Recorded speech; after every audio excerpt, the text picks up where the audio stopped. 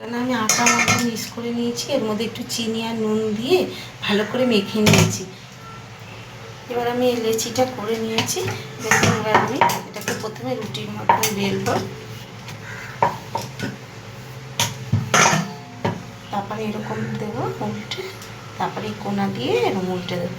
এখন ত্রিভুজের মতন হয়ে গেল। এবার এটাকে আমি আস্তে আস্তে ঘুরিয়ে ফিরিয়ে ভেজে নেব, বেলে নেব। দেখুন আমাদের পরোটাটা বেলা হয়ে গেছে। এবার আমরা চাটুটা দিয়ে দেবো।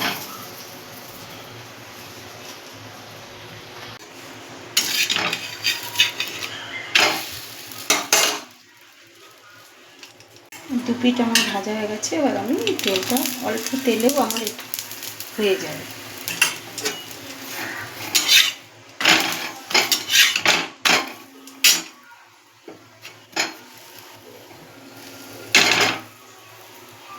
দেখুন পরোটাটা কতটা সফট হয়েছে বোঝাই যাচ্ছে। দেখুন দোকানের পরোটা মানে ফেল হয়ে যাবে। এরকমভাবে করে একবার খেয়ে দেখবেন, দোকানের থেকেও ভালো টেস্ট লাগবে। দেখুন কতটা লুচির মতন ফুলেছে।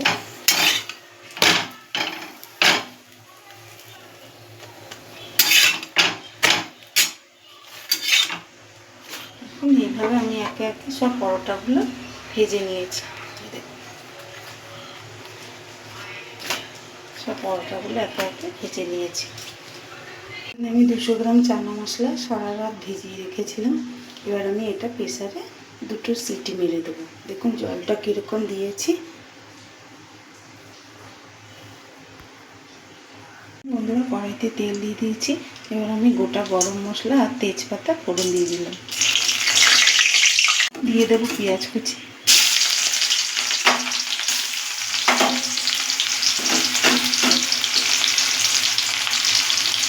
দিয়ে দেবো নুন,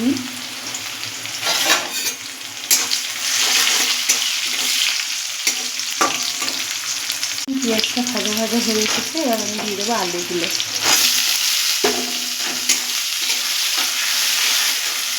দিয়ে দেখুন আমি কাবলি ছোলাগুলো প্রেসারে 2টো সিটি মেরে কিছুক্ষণ রেখে তারপরে প্রেসার কুকারটা খুলে এটা জল ঝরিয়ে রেখে দিয়েছি। এদিকে দেখুন আমি এর মধ্যে আদা বাটা, রসুন বাটা, লঙ্কা বাটা আর জিরে গুঁড়ো, হলুদ গুঁড়ো নিয়ে নিয়েছি। আঁচটাকে মিডিয়ামে রেখে দেবো। এবার মশলাটাকে কষাতে থাকবো।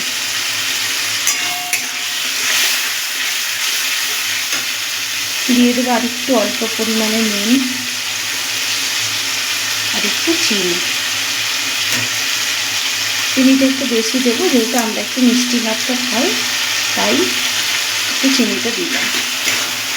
আপনারা যে যেরকম খাবেন তার উপরে চিনি দেবেন। তো আমার ভাজা ভাজা হয়ে গেছে। দেখুন লাল লাল হয়ে গেছে আলুটা।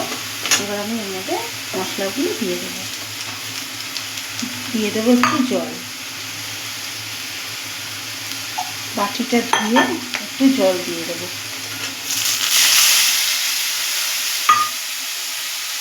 আমাদের তেল ছেড়ে এসছে। এবার আমি সসটা দিয়ে দেবো।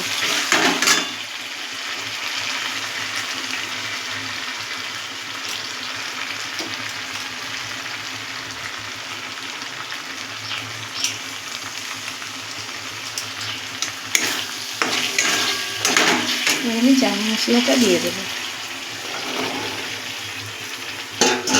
ছোলাগুলো, চানা মশলা বলতে কাবলি ছোলাগুলো দিয়ে দিলাম।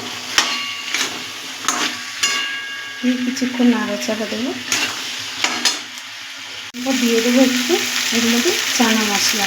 আমার কাছে নেই তাই আমি দিতে পারলাম না। আপনাদের কাছে থাকলে অবশ্যই দেবেন, তাতে এতে আরও সেন্ট এবং টেস্ট দুটোই আছে। মশলাটা দিয়ে কিছুক্ষণ নাড়াচাড়া দেবেন। দেওয়ার পর এবার জল দিয়ে দেবো।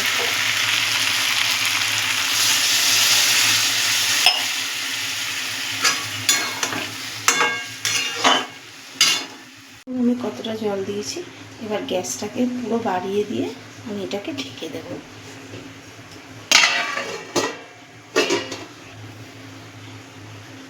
3 থেকে 4 মিনিট পর আমরা ঢাকনাটা খুলে দেখে নেব। এখন আমাদের ঝোলটা টেনে এসেছে। যেহেতু আমি আরেকটু মাখা মাখা করবো, তাই আমি আঁচটাকে একটু কমিয়ে দিয়ে আরেকটু ঢাকা দিয়ে রাখবো। আপনারা চাইলে ঢাকা নাও দিতে পারেন। আমাদের চানা মশলা হয়ে গেছে, এবার আমরা গ্যাসটাকে বন্ধ করি। এবার এটাকে আমরা নামিয়ে নেব। এইভাবে একবার বাড়িতে করে খেয়ে দেখবেন, বিশেষ করে লুচি, রুটি, পরোটার সঙ্গে খুব দারুণ লাগবে খেতে। ভালো লাগলে একটা লাইক এবং সাবস্ক্রাইব করে দেবেন। ভালো থাকবেন, সুস্থ থাকবেন। দেখা হবে পরের একটি রেসিপি নিয়ে।